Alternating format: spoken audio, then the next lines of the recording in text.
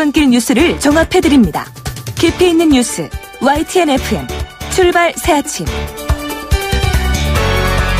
신율의 출발 새 아침 3부 순서 시작합니다.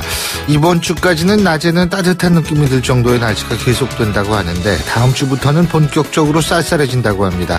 계절도 11월로 접어드는 것을 아는 것처럼 11월에 접어들자 쌀쌀해지는 것 같은데요. 계절과 시간의 변화, 어느 정도 차이는 있을 수 있어도 항상 보조를 맞추는 것 같죠. 우리의 삶도 시간과 함께 보조를 맞추는 것도 지혜롭다는 생각입니다. 나이 맞지 않게 너무 젊은 체하지도 않고 그냥 나이답게 여유롭게 나이 드는 모습을 보이는 것 오히려 더 좋을 수 있다는 겁니다. 나이가 먹을수록 필요한 것은 지혜겠죠. 신율의 출발 새 아침 3부 순서 먼저 광고부터 듣겠습니다. YTN 라디오 신율의 출발 새 아침. 박근혜 정권 퇴진부터 조기 대선을 통한 새로운 대통령의 선출까지 대한민국 역사에 남을 촛불 집회가 오는 주말 1주년을 맞게 됩니다. 현재 국정농단 사건에 대한 수사와 재판이 진행 중인데요. 박 전 대통령의 경우에는 변호인단이 전원 사퇴하면서 재판에 차질을 빚고 있습니다. 여기에 대해서 법원은 어제 5명의 국선 변호인을 배정을 했죠. 그런데 그럼에도 불구하고 다음 재판이 언제 재개될지는 지켜봐야 할 것 같습니다. 촛불 집회 1주년을 앞두고 있는 지금 국정농단 사건 수사와 재판이 어디까지 진행됐고 향후 재판 일정 어떻게 되는지 관련해서 백성문 변호사 전화 연결해서 자세한 얘기 나눠보겠습니다. 백 변호사님 안녕하십니까? 네, 안녕하세요. 정원 변호사입니다. 예. 자, 지난 11월부터 시작된 거죠. 지난해 11월부터요. 이 네, 각종 그렇죠. 국정농단 사건에 대한 수사와 재판. 이제 1년이 다 돼 가는데 지금 한 몇 퍼센트 진행됐다고 볼 수 있을까요? 이게 참 몇 퍼센트라고 말씀드리기 굉장히 좀 어렵긴 한데. 예. 일단 박근혜 전 대통령과 최순실 씨를 제외하면 사실상 재판은 거의 끝이 났죠. 1심을 기준으로 하면. 네. 그러니까 어제 저희 정호성 비서관하고 송성가 콘텐츠 진흥원장에 대해서는 이제 결심 공판이 있었고요. 예. 그건 다 박근혜 전 대통령의 재판 일정과 맞추려고 그냥 결심 공판을 밀어놨던 겁니다. 사실상 재판은 끝이 났었는데 예. 이외에 이제 장시호 씨나 차은택 씨 관련해서도 이제 결심 공판하고 선고를 앞두고 있고요.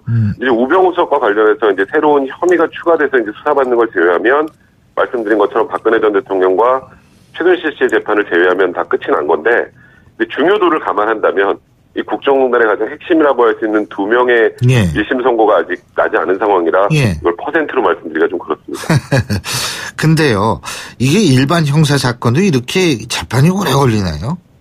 사실 이번 국정농단 사건 같은 경우에 박근혜 전 대통령의 혐의가 너무 많고요. 예. 그리고 원래 통상 이제 형사 재판을 하다 보면 도저히 피해갈 수 없는 것들은 인정을 합니다. 근데 그런 과정을 거치면 정말 다툴 부분만 이제 재판에서 다투게 되거든요. 예. 그런 경우 이렇게 길지 않은데, 근데 박근혜 전 대통령 같은 경우, 최순실 씨도 마찬가지지만 모든 혐의를 전면 부인하고 있는 상황이고, 관련된 검찰의 조사나 경찰의 조사 과정에서 했던 증인들의 진술을 전부 부인해버리니까 다 증인으로 불러야 되잖아요, 법정에. 예. 그러다 보니까 이렇게 길어졌다고 봐야 될 것 같습니다. 이렇게 원래 길게 재판하는 경우는 흔치는 않습니다. 그리고 이제 박근혜 전 대통령에 대한 국선 변호사 5명이 배정이 됐어요. 그죠? 네. 네 근데 그렇죠. 이게 국선 변호인 제도사상 한 사람한테 배정된 최다 인원이라고 그러더라고요. 네, 맞습니다. 과거에 세월호 사건 기억나시죠? 예. 세월호 선언 재판에서 국선 변호인이 6명이 선임된 적이 있었어요. 근데 그때는 피고인이 워낙 많아서 예. 사실상 피고인 1명당 국선 변호인 1명꼴도 되지 않을 정도였거든요. 예. 이번 같은 경우는 박근혜 전 대통령 이 피고인 1명에 대해서 오롯이 5명의 국선 변호인이 선정된 건데요. 그거는 제가 알기로도 저는 2명 이상 선임된 것도 아직까지 본 적이 없었는데 당연히 최초라고 봐야 될 것 같네요. 근데 신상 공개 안 하는 이유가 뭐예요? 국선 변호인데? 일단 제일 중요한 거는요. 국선 변호인 이름이 5명이 나왔다고 한번 가정을 해보죠. 그럼 언론에서 가만히 있을까요? 이제 신상 준비를 해야 되잖아요. 네, 12만 쪽에 대한 방대한 양의 재판 준비를 해야 되는데 언론의 관심 과다 노출이 돼버리면 그 재판 준비를 충실하지 못하게 하고요. 또 하나는 이게 본인의 원해서 국선 변호인이 되는 건 아닌 걸로 지금 알고 있거든요. 그런데 박근혜 전 대통령의 변호인이다라고 하면 또 비난이 굉장히 쇄도합니다. 지금 이게 어쩌다 보니까 구조가 그렇게 돼버리는 바람에 국선 변호인들이 위축될 수 있어요. 예. 그런 과정 때문에 어쩔 수 없이 지금 단계에서는 공개를 하지 않고 이제 재판이 재개가 될 겁니다. 지금 국선 변호인들이 재판 준비를 하면 아마도 3주 정도 시간을 줄 걸로 지금 예상이 되는데 그 후에 공판이 개시가 되면 재판 자체가 공개가 되니까 당연히 국선 변호인이 누군지 알 수 있잖아요. 예. 재판부도 그때 공개하겠다는 입장을 밝힌 상황입니다. 뭐 그때 가면 쓰고 나가고 이럴 수도 있는 거 아니에요? 예? 블라인드 뒤에서 이렇게 앉아 있고 뭐 이런 거 음성 변조하고. 히든신 것처럼요. 네. 예. 근데요. 네. 3주 후쯤이라고 3주 후에 그러니까 빠르면 3주 후에 재판이 재개되는 거군요. 네, 그렇죠. 예. 그러면은 박근혜 전 대통령에 대한 재판은 내년으로 넘어가는 거 아니에요? 내년. 사실상 예. 올해는 넘길 수밖에 없는 상황이 될 것 같습니다. 왜냐하면 이게 이런 문제가 있어요. 그러니까 국선 변호인이 이제 처음으로 기록을 다 보는데 3, 4주 걸리죠. 네. 그리고 지금 예상되는 건 박 전 대통령은 국선 변호인들하고 접견할 생각이 없습니다.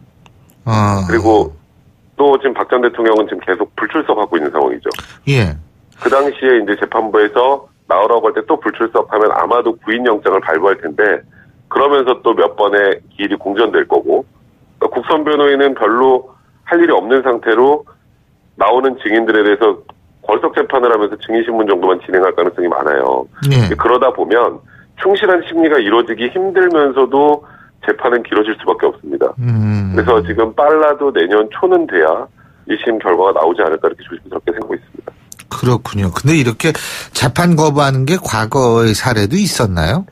과거에 그 전두환 노태우 전 대통령 같은 경우에도 재판 거부하고 단식을 했었죠. 근데 그때는 재판부에서 아니 우리 끌고 나와서 하겠다. 구인장 발부하겠다라고 하니까 그제서야 이제 재판에 복귀를 했었던 그런 전력이 있는데 예. 박 전 대통령은 지금 어떻게 할지 잘 알 수가 없는 게 구인장을 발부해도 나오지 않을 가능성이 많은데 거기에 물리력이나 강제력을 행사했을 때 또 이 사회적으로 또 다른 그렇죠. 이슈가 돼버릴 가능성이 있기 때문에 재판부 예. 입장에서 굉장히 부담스러운 상황인 것 같습니다. 이 국정농단 사건의 또 다른 핵심 피의자죠. 이 최순실 씨요.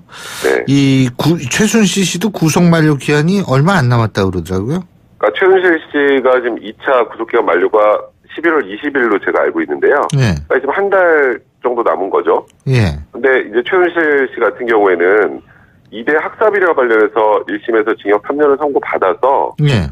제가 알기로는 사실상 3차 구속기간 연장하는 게 큰 의미가 없는 걸로 알고 있는데 이경재 변호사나 뭐 최순실 씨는 3차 구속영장 발부하면 안 된다라고 지금 얘기를 하면서 뭐 이거는 너무 인권 침해 소지가 크지 않느냐 정신 건강에도 뭐 굉장히 힘들다 뭐 이런 얘기를 하고 있는데 이 부분은 저도 좀 더 확인을 해봐야겠습니다만 제가 알기로 3차 구속영장이 발부가 되지 않아도 구속 상태로 재판이 진행될 수 있다라고 저는 지금 개인적으로 그러니까 일단 선고를 3년을 받았기 때문에 네 그렇죠. 어차피 감옥에 있을 수밖에 없고요. 네 그렇습니다. 그렇기 때문에 구속영장의 의미가 없다 이 말씀이신 것 같은데요. 네 그렇습니다. 그죠? 예. 네 맞습니다. 근데 뭐 정신적으로 불안해서 요양이 필요하다는 내용의 진단서를 제출을 했다고 그러더라고요. 지난 19일 날. 네. 이거 진단서 제출한다 하더라도 지금 이 감옥에 있는 3년 선고받고 감옥에 있는 사람이 풀려날 가능성은 없는 거 아니에요? 그러니까 저도 지금 진단서를 내고 하는 것들이 박근혜 전 대통령도 마찬가지입니다. 건강 상태 안 좋다는 얘기를 하고 있는 게. 박근혜 전 대통령 같은 경우에는 선고가 안 내려졌잖아요. 네, 그렇죠. 그러니까 예. 박근혜 전 대통령은 보석에 관련된 얘기를 꺼내려고 하는 게 아니냐라고 이제 조심스럽게 예측을 하는데. 예. 최순실 씨 같은 경우에 지금 바깥의 대중들에게 내가 인권 침해 이렇게 심하게 당하고 있다는 것을 계속 대외적으로 알리기 위해서 이런 행동을 하는 게 아닌가 싶어요. 박 전 대통령도 마찬가지인 거고 박 전 대통령도 사실 지금 진단서를 낸다고 해도 정말 재판을 아예 수행할 수 없을 정도의 상황이 아니면 보석을 해줄 가능성은 제로에 가깝거든요. 예. 지금 해외에서도 뭐 MH그룹에서 박 전 대통령 인권 침해 당한다, 뭐 차갑고 더러운 감옥 속에 있다, 뭐 이런 얘기들을 하는 게 결국 이런 사건 자체를 정치 쟁점화해서 해결을 하려고 하는, 그러니까 법적 투쟁보다는 정책 투쟁 쪽으로 가기 위한 하나의 일환들이 아닌가, 개인적으로는 생각이 좀 듭니다. 그렇군요. 최순실 씨에 대한 재판도 어떻게 올해 안에 끝나기 힘들다고 보세요? 그러니까 일단은 박근혜 전 대통령과 최순실 씨 재판은 동전의 양면입니다. 그래서 둘이 원래 같이 가야 되는데 문제는 박 전 대통령이 지금 재판을 거부하고 국선 변호인 선임해서 재판이 쭉 늘어지는 상황이 됐죠.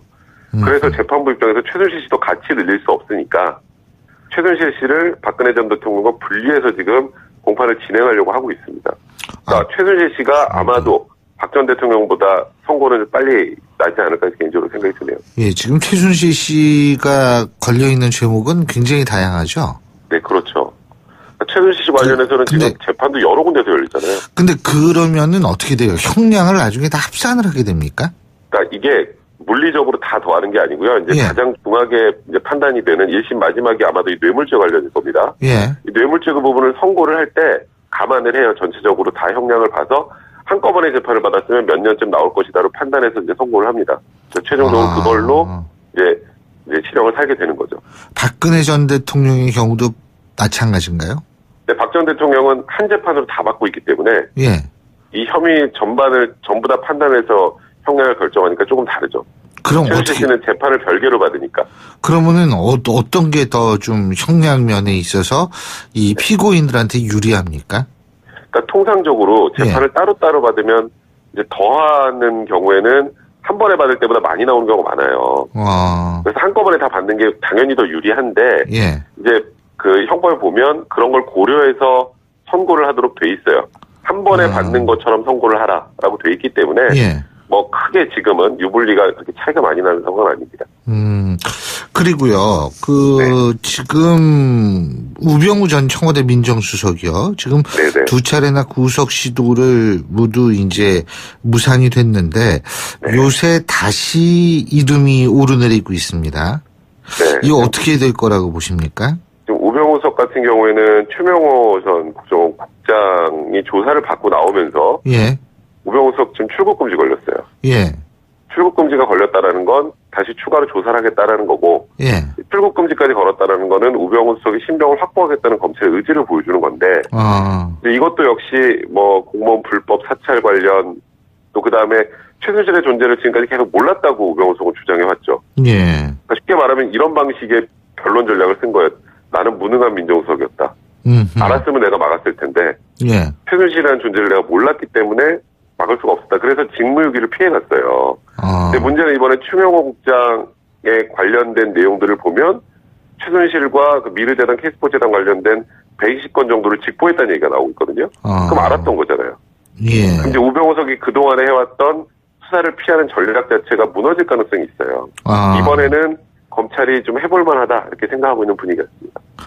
그렇군요. 근데 지금 출국 금지 말씀하셨는데 그 신병 확보를 위한 뭐 가장 중요한 의지의 표현이다 이런 말씀이신데. 그러니까 원래 출국 금지를 한다라는 것 자체가 뭐 출국 금지했으니까 구속한다 의미는 아니지만 출국 금지라는 건 앞으로 이제 조사를 본격적으로 해야 되니까 어디도 가지 마라는 의미잖아요. 우병우석은 지금 관련된 재판도 받고 있는 게 있지만 이 추가되는 게 나오면 이 기존의 재판도 우병우석에게 불리하게 돌아갈 가능성이 많고 이 세 개를 합쳐서 계산을 해서 검찰에 다시 구속영장 청구할 가능성이 많다라는 취지로 이해해 주시면 될 것 같습니다.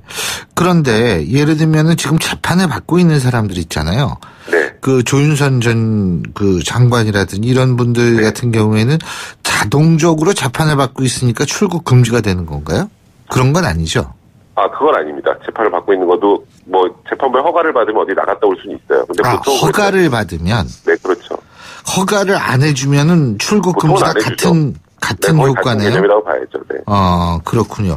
자, 또 다른 사람이 이재용 삼성전자 부회장인데요. 이 재판은 어떻게 될 거라고 보십니까? 일단 항소심에서 이재용 부회장 측의 주장은 그러니까 지금 박 전 대통령에게 유죄가 나왔던 게 최순실과 정유라에 대한 그 승마 지원금이 단순 뇌물죄로 유죄가 나온 거잖아요. 가장 큰 부분이. 그러니까 박근혜 전 대통령이 돈을 받지 않았는데 박 전 대통령은 똑같은 논리입니다. 돈을 받지 않았는데 이게 어떻게 단순 뇌물죄냐. 제3자 뇌물죄라면 몰라도. 근데 단순 뇌물죄와 제3자 뇌물죄는 부정한 청탁이라는 걸 하나 더 입증해야 되기 때문에 단순 뇌물죄가 좀 더 입증이 용이합니다. 근데 그런 취지로 이제 삼성 측에서는 이재용 부회장 측에서는 그 부분을 좀 공격하고 있는 것 같고요. 그러니까 지금 청탁도 지금 묵시적 청탁이라는 말이 많이 나왔었잖아요. 1심에서 유죄 판결 나올 때.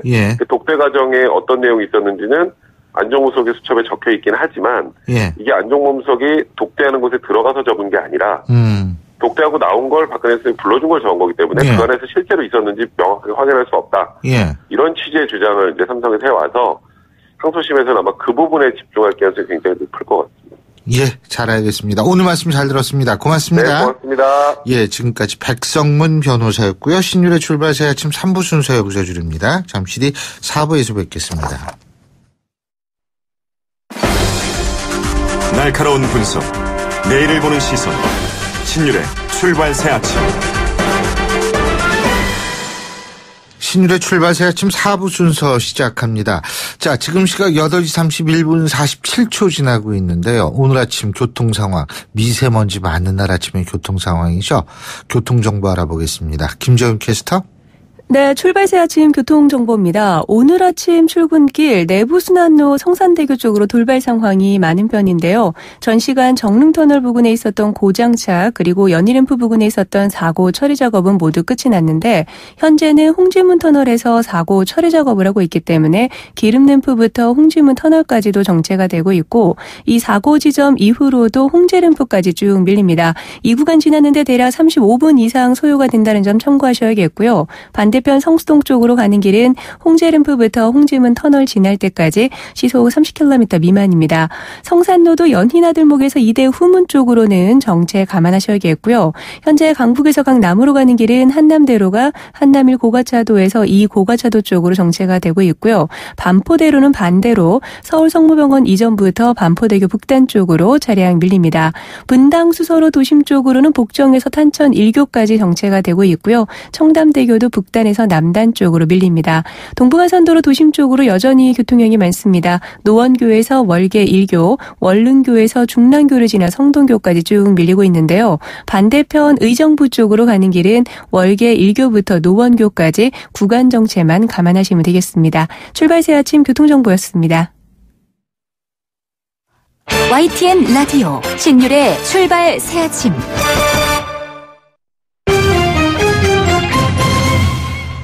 예, 경제 뉴스 알아보겠습니다. 한국경제신문의 정의설 기자 스튜디오에 나와 있습니다. 어서 오십시오. 안녕하세요. 예, 내년부터 주택담보대출을 받으면 1인당 평균 30% 이상 대출액이 줄어들 것으로 지금 추산이 됐다고 그러더라고요. 예, 금감원이 이제 KB국민은행 신규로 주택담보대출을 받은 차주의 6만 6천 명, 금액으로 6조 4천억 원의 그 금액을 한번 조사를 해봤어요. 아하. 근데 이제 최근에 부동산 3종 세트가 발표가 됐잖아요. 뭐 가만히 한번 생각해 보면 6.19 대책 이때는 청약 조정 대상 지역이라는 게 처음 생겨서 청약 관련 제도를 정비를 했습니다. 뭐 분양권 전매 못하게 하고 청약 요건을 강화했고요. 다 기억하시면 8.2 부동산 대책 이게 가장 강했죠. 역대급이었고요. 그다음에 12사인가? 맞습니다. 엊그제 12사. 8.2는 세대청, 세금, 대출, 청약 다 바꾼 거예요. 근데 이번에 엊그제 발표한 12사 대책 같은 경우에는 대출만 바꾼 거예요. 대출 중에서도 주로 다주택자를 겨냥한 이른바 핀셋 규제를 하겠다라는 걸 해서 신 DTI, DSR 도입하겠다는 게 골자입니다. 그래서 이거 세 개 다 합해서 누적 효과가 어떻게 되냐 한번 시뮬레이션을 돌려봤더니 내년부터 이 3종 세트 부동산 3종 규제의 영향을 받는 사람이 34.1%라는 거고 대출 받는 사람들 기준으로 대출액이 얼마나 줄까 봤더니 32.4% 줄겠다라는 거예요. 왜 이렇게 주냐? 가장 센 거는 8.2 대책 때문입니다. 8.2 대책이 온갖 모든 대책을 다 넣었거든요. 사실상 이걸 다 모든 걸 보여준 거예요. 이번 문재인 정부의 향후 부동산 내진 대출 규제 모든 걸 보여줬고 그 이후에 지금 조금씩 수정해서 다주택자만 겨냥한 게 이번 12사입니다. 그래서 8.2 대책이 가장 강했고 그다음에 6.19 대책 그다음에 12사 대책 정도로 규제가 강했고요. 그래서 가장 영향이 작았던 게 엊그제 발표한 신 DTI 이거 그렇게 큰 영향 없다는 거예요. 왜냐? 신 DTI 받으려면 일단 다주택자 추가 대출 받아야 되거든요. 뭐 주택 가지신 분들도 있지만 대부분 1인 1가구잖아요. 1가구 그렇죠. 1주택이잖아요. 그래서 영향이 적었다라는 거고요. 그래서 전반적으로 8.2 대책이 가장 강했다라는 겁니다. 근데 지금 그래서 부동산 시장 분위기는 어떻습니까? 이 8.2 부동산 대책이 발표된 다음 날 다다음 날은 이른바 쇼크였어요. 최소 훅 정도 수준으로 다들 받아들였는데 어제 12사 대책 발표한 거 보니까 숨고르기, 관망세 한 잽 정도로 본 거예요. 왜냐하면 아까 지금 방금 제가 말씀드린 것처럼 영향을 받는 사람들이 그렇게 많지는 않거든요. 복잡해요. 신 DTI, DSR 외우지도 못합니다. 이건 그냥 언론사 기자들 상대한 상식 시험에나 나올 문제가 될 수도 있거든요. 아주 표현이 진짜 기가 막히다. 적용할 대상이 그렇게 많지 않습니다, 사실. 그런데 이제 중요한 거는 강북 주로 대출을 많이 받아서 이게 주로 수도권에만 적용되는 거는 투기 과열지구에만 국한되는 규제이기 때문에 거긴 좀 약간 관망세가 있어요. 한데 대출 안 받고 내가 돈이 너무 많은데 대출 안 받아 집 사들 수 있는 주로 강남권 같은 경우는 오히려 매수 문의가 늘었다는 지역이 더 많아요. 왜냐하면 지금 재건축 수요가 반포, 송파, 압구정 계속 있잖아요. 이 부분에 있어서는 오히려 호가가 오른 지역도 있다. 그래서 12사 대책의 영향은 그리 크지 않을 것 같다. 한 번 더 나와야겠네요, 뭔가. 이제 남은 게 주거복지 로드맵이에요. 그게 뭐냐. 앞으로 지금 이런 우려가 있습니다.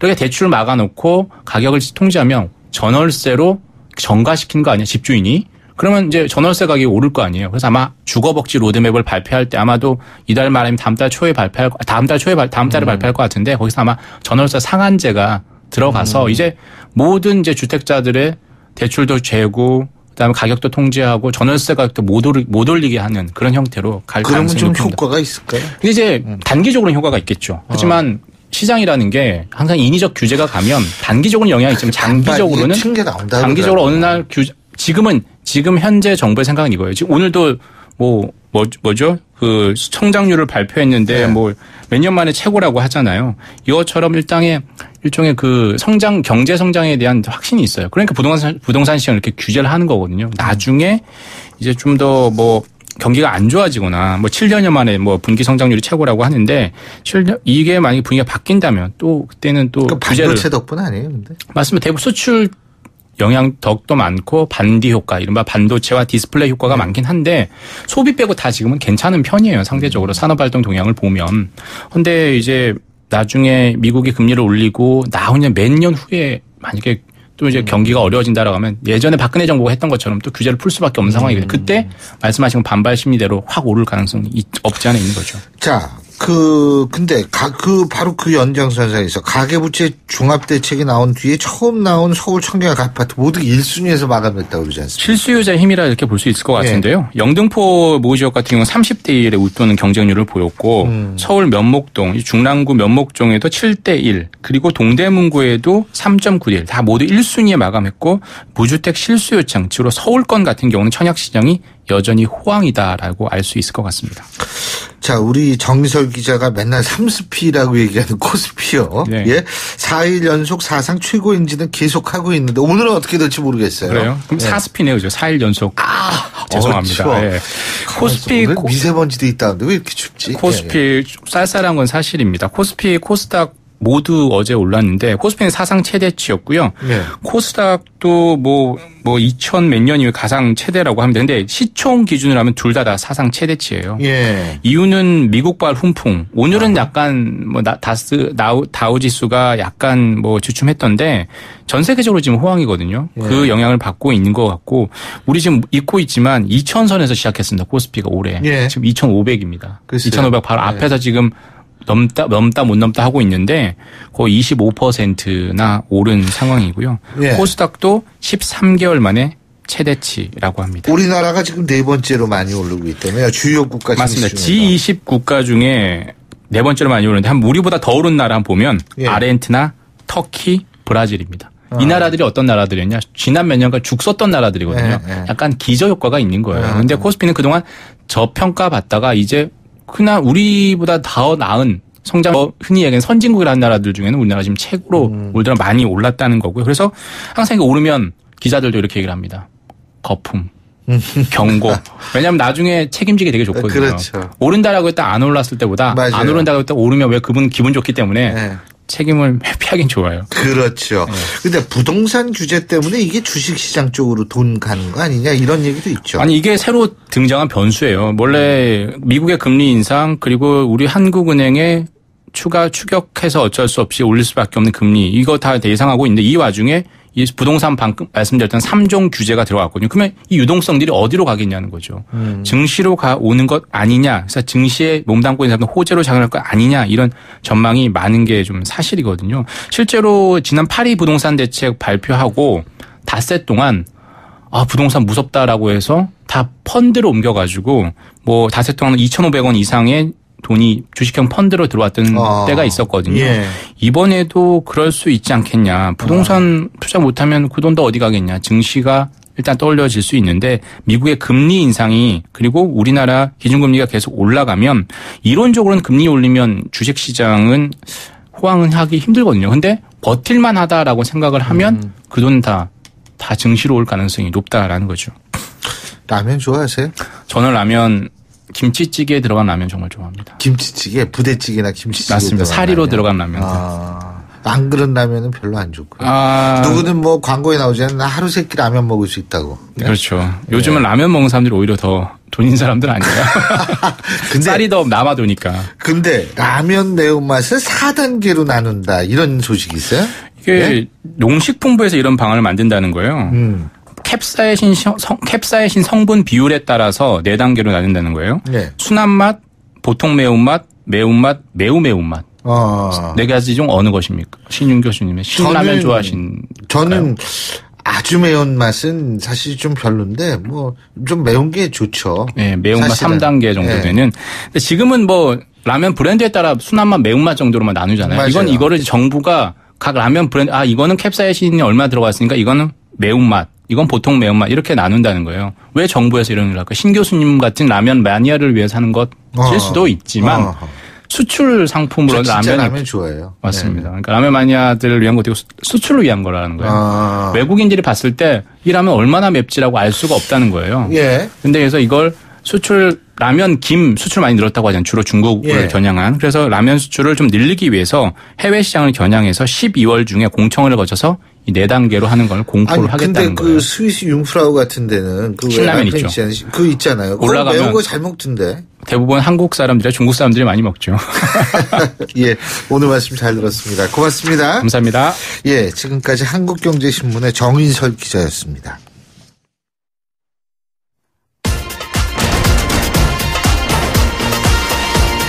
여러분이 지금 듣고 계신 주파수는 FM 94.5MHz입니다. YTN 뉴스 FM.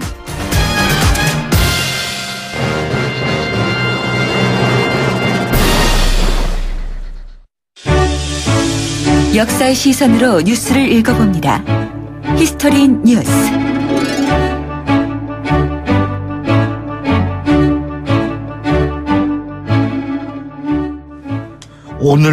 오늘로부터 딱 38년 전 10월 26일이죠. 바로 딱 38년 전입니다. 유신의 심장으로 불리는 박정희 전 대통령이 자신의 신복이었던 중앙정보부장 김재규에게 암살을 당한 날이 바로 오늘입니다. 앞서 촛불 집회가 곧 1주년이 된다는 말씀을 드렸는데 촛불을 들고 차짓한 광장 속에서 이게 나라냐고 외치던 1년 전과 마찬가지로 38년 전 10월 당시 거리에서는 정치 탄압 중지하고 언론 자유를 보장하라는 시민들의 목소리가 울려 퍼지고 있었습니다. 자, 그래서 오늘은 대한민국 민주화의 역사에 남는 11.6 사태, 그 역사적 의미를 되짚어 보고자 합니다. 자, 항상 목요일에 여러분과 함께 하시는 분이시죠. 역사학자 전희영 교수님 스튜디오에 나와 계십니다. 어서 오십시오. 네, 안녕하세요. 네. 그 38년 전, 딱 오늘이에요. 제가 이때가 고등학교 3학년 때였거든요. 근데 저희 동네가 청와대 근처였었어요. 그래서 아침에 딱 학교를 가는데, 예? 버스 타고 가는데, 광화문 앞에 진짜 광화문 있지 않습니까? 막 탱크들이 그냥 쫙 있고 말이에요. 야, 이게 뭔가, 이런 생각이 들었던 기억이 생생합니다. 네. 예, 제가 이제 신 교수님보다 한 살 아래니까 저는 이제 그날 수학여행 가는 날이었어요. 아, 그러시구나. 그래서 이제 청량리역으로 집결 하라고 그래서 이제 고등학교 2학년이 이제 어떻게 가야 될지 모르니까 친구들하고 모여서 택시 타고 가다가 택시 안에서 유고라는 소식을 들었죠. 수학여행 경주로 가서 도착을 했더니 이제 대다수 학교들은 이제 수학여행 중단하고 서울로 돌아갔고 저희 학교는 학교가 좀 이렇게 꿋꿋한 학교군요. 꿋꿋하다기보다는 그 당시 용어로 이제 깡패 학교가 되다 보니까 꿋꿋하게 정말 버텼죠. 그러니까 경주 시내 수학여행을 아마 한 2학교만 좀 남았고 다 돌아갔던 것 같아요. 널널하고 좋았겠네요, 오히려. 경주 시민들한테 눈총을 많이 받았죠. 그게 어째 박정희 전 대통령의 이제 정치적 본향 중에 하나이기 때문에. 맞아요. 예. 국상이 났고 나라가 지금 난리가 나는데 이게 어린 놈들이 수학여행이나 하고 다닌다고 그랬던 기억이 납니다. 참 유고가 뭔지 그때 애들이 몰라가지고 대통령이 그때 유고슬라비아에 있었지 않습니까? 유고를 갔다는 얘기인가 뭐 이런 얘기도 하고 막 그랬었는데 자, 그 12.6 사태 역사적 배경을 한번 살펴보죠. 그러니까 이게 이때 당시가 박정희 전 대통령이 18년 동안 계속 집권을 했을 때 아니에요. 그러니까 이게 굉장히 그때 1인 권위주의 체제가 강화되던 시기다 이렇게 볼 수 있는 거죠. 부마 항쟁도 있었고, 그죠? 그건 사실은 이제 67년 대통령 선거가 이제 박정희 대통령 재선이었고요. 72년이면은 이제 그렇죠. 71년에 임기를 마치게 돼 있었죠. 근데 당시 증언들을 좀 보면 67년 재선 끝난 직후부터 이제 삼선 개헌 준비를 했었고요. 삼선 개헌 준비를 해서 69년도에 삼선 개헌을 통과시키고 나서 71년도에 세 번째 또 당선이 됐던 거죠. 뭐 그 당시 이제 그 박정희 대통령하고 맞붙었던 김대중 후보는 이번에 삼선이 되면 이제 영구 집권 총통제로 간다고 예언을 했고요. 박정희 전 대통령은 그 당시에 이번이 정말 마지막이다 라면서 이제 눈물로 호소를 하고 당선이 되자마자 이제 단행한 것이 이제 72년 유신이었죠. 뭐 이제 여러 가지 정치적, 사회적 또는 이제 뭐 경제적 배경들이 거론이 됩니다만은 가장 근본에 깔려 있었던 것은 이미 이제 삼선 개헌 준비할 때부터 나와 있었던 것이지만 종신 집권에 대한 개인적 야심이 가장 컸다고 보는 것이 뭐 역사적으로는 타당한 평가가 아닐까 싶습니다. 그렇죠. 근데 당시에 근데 우리가 어떤 그 권력을 평가할 때 사실 일반 국민들의 입장에서 볼 땐 경제 상황이 되게 중요한데 그때 당시 경제 상황이 나쁜 상황이었다고 볼 수 있나요? 경제 상황은 이제 60년대 사실은 이제 60년대 집권하면서부터 이제 경제 성장을 이제 모토로 내걸었고 수출 입국 그다음에 이제 수출 주도에 의한 이른바 수출 산업 육성, 뭐 경제 성장 이런 것들을 목표로 해서 쭉 추진을 해왔었는데 불과 이제 이게 본궤도에 오른 것은 한일국교 정상화 1965년 한일국교 정상화 이후의 일입니다. 66년부터 한 3, 4년간 정도 고도 성장에 좀 과실이랄까요? 이걸 이제 우리 사회가 누렸죠. 근데 60년대 말부터 70년대 초에 들어오면서부터는 이제 이런 경공업 중심의 수출 주도형 산업에 좀 위기가 오기 시작하고 그때 이제 박 전 대통령 중심의 이제 경제 부처에서 준비한 것이 중화공업화 정책이었잖아요. 중화공업화 정책 추진과 거의 동시에 이제 유신체제라고 하는 것이 만들어지는데 그래서 이게 이제 좀 더 효율적이고 또 전면적인 통제경제체제의 수립이다라고 하는 목적과도 관련이 있었던 것 같아요. 그러니까 유신체제 선포 당시에는 사실은 경제가 굉장히 어려우면 그런 식의 정치적 퇴행이라든가 좀 반동적 정치체제에 대한 좀 그를 내세우고 집권하기가 어렵지 않겠습니까? 근데 경제가 좋은 상황이었으니까 그때까지는 이제 그런 좀 무리한 개헌을 밀고 나갈 수 있었겠죠. 그렇군요. 근데 이제, 이게 사실 모든 경제가 이제 이 오르락내리락 하는 거는 뭐 어느 정권이나 마찬가지인데 이 고도성장 전략이 좀 이 벽에 부딪힌 적이 있죠.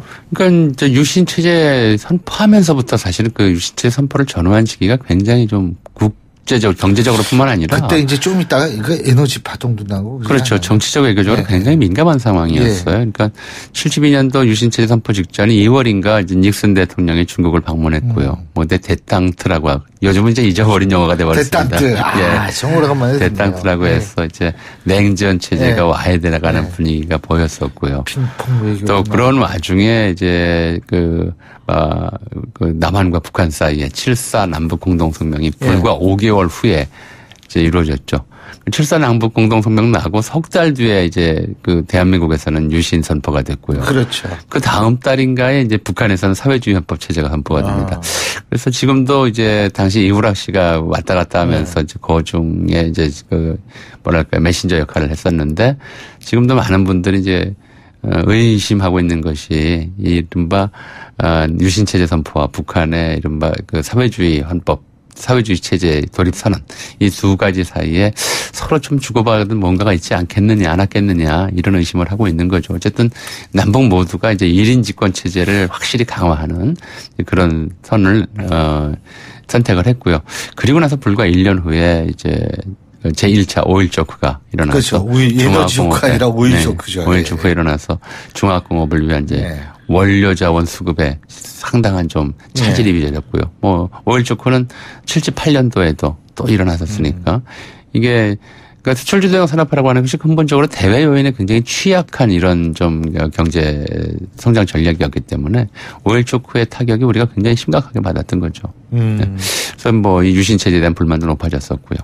근데 이제 유신 체제의 불만에 가장 극에 달았던 것이 1979년에 부마 항쟁 아니겠어요? 그죠? 제2차 5.1 쇼크를 겪고 난 직후로 경제적으로 굉장히 어려웠었고요. 뭐 마이너스 성장 뭐 이런 상황이었었고 첫 번째로는 두 번째로는 75년도 베트남 베트남 패망이죠. 네. 이후에 이른바 긴급 조치라고 해서 유신헌법에서 부과한 대통령에게 부여한 그때 뭐 긴급 조치 헌법적 권리였죠. 특히 이제 이 제7차 긴급 조치 같은 경우에는 유신 체제를 비판만 해도 사형까지 내릴 수 있는 좀 무지막지한 인류 사상 사실 유례를 찾기 어려운 비판만 한다고 그런데 지금 있어요. 예, 히틀러가 사실은 그런 일들을 했었고요. 이제 그런 이제 조치를 취한 상황에서 간첩 인형당 사건이라든가 사법살인과 같은 이런 이제 반인권 유린적 사건들이 연이어 일어나고 특히 이제 5.1 쇼크로 인한 경제적 부담을 당시 이제 정권과 같이 성장한 재벌들은 전혀 이제 나누지를 않고 노동자들에게 전가하는 방식으로 일어나면서 이제 그 해부터 무슨 부마 항쟁 이전에 원풍 모방이라든가 아니면 이제 YH 사건이죠. 노동자들이라든가 이제 여성 노동자들을 중심으로 한 노동운동이 이제 활성화됐고 또 이런 와중에서 이제 그 부마 항쟁과 같은 이제 정권 퇴진 운동까지 일어나는 마당이었으니까 워낙 이제 강경한 태도를 취하려고 했던 거죠. 그 YH 사건 얘기하니까 그 YS 김영삼 전 대통령이 그 현장에 들어갔잖아요. 민주당사로 왔죠. 신민당사를 점거했죠. 왔었죠. 신민당사 점거해가지고 이제 김영삼 대통령하고 그때 당시 이제 김영삼 총재하고 같이 있다가 아주 곤혹을 치렀던 그때 그 얘기도 생각이 나는데 이게 어떻게 보십니까? 그 중앙정보부장이었던 김재규 이 부마 항쟁이 그 박정희 전 대통령에 대한 그 저기욕의 원인이 됐다고 생각하십니까? 그러니까 지금 이 문제에 관해서는 본인은 그렇게 얘기하잖아요. 이 문제에 관해서는 이제 역사적으로 연구미제가 될 것 같아요. 제가 역사 쭉 과거사들을 좀 보더라도 글쎄요. 사실은 이 사건에 대해서 명백하게 이제 일반 대중들이 좀 사태에 대해서 추리를 하거나 추론할 만큼 공개의 재판이 되질 않았고요. 또 당사자들이 대부분 이제 사망했기 때문에 김재규 씨가 그렇게 이제 재판 과정에서 얘기했다고 해서 그게 정말 실체적 진실일 거냐. 당시로 보면은 이제 그 직후에도 여러 가지 사실 얘기들이 있었죠. 중앙정보부장이 이제 개인적 분기, 의기만으로 이제 스스로 죽을 일을 했겠느냐라는 얘기도 있었고 또 박정희 당의 이른바 이제 권위주의를 넘어서 거의 이제 단말마적인 폭압이었거든요. 이것에 대한 국제적 여론도 굉장히 나빴고요. 특히 카터 행정부와의 사이가 워낙 안 좋았기 때문에 그렇죠. 기억하시겠습니다만 그 무렵에는 박정희 대통령이 미국과 관계되는 것들을 다 바꾸라고 그래서 스포츠 경기에서도 영어 못 쓰게 하고요. 맞아요. 가수들도 무슨 바니걸스를 토끼 소녀로 바꾸고 코너킥을 구석차기라고 축구 그렇다가 슛골인 했다가 잘린 앵커도 있지 않습니까? 그다음에 이제 가수 이름도 전부 한글로 바꾸게 하고 이러는 와중이었기 때문에 혹시 이제 미국의 개입은 있지 않았겠느냐. 80인가 있었던 그러면 황소들이 되고 그렇죠. 피버스는 열기들이 됐어요. 어니언스는 양파들이 되고 근데 그런 분위기였기 때문에 그런 의혹도 많이 나왔던 게 사실이죠. 그래서 이 부분에 대해서는 이제 김재규 단독인지 아니면 이제 당시에 이제 중앙정보부죠. 단독인지 아니면 또 다른 이제 네트워크가 있었는지 이 부분에 대해서는 아무래도 연구비제로 넘겨야 될 것 같습니다. 그렇군요. 근데 사실 박정희 전 대통령에 대한 평가가 엇갈리고 있는 건 사실 아닙니까? 그렇죠. 그러니까 하나는 독재를 했던 그런 집권 권력자 예, 그리고 이 한국 경제를 반석에 올려놓은 사람, 뭐 이런 평가가 엇갈리고 있는데 그런 평가 문제도 저희가 또 언제 얘기할 때가 있을 것 같습니다. 오늘 말씀 여기까지 듣죠. 고맙습니다. 네, 감사합니다. 예, 지금까지 역사학자 전우영 교수님과 함께했고요. 자, 목요일에 보내드린 신율의 출발새 아침 오늘 순서는 여기서 모두 줄이겠습니다. 여러분 미세먼지 있다고 하시니까 오늘 조심하시고요. 전 내일 아침 7시 15분에 다시 오겠습니다. 신율이었습니다. 고맙습니다. 아이고.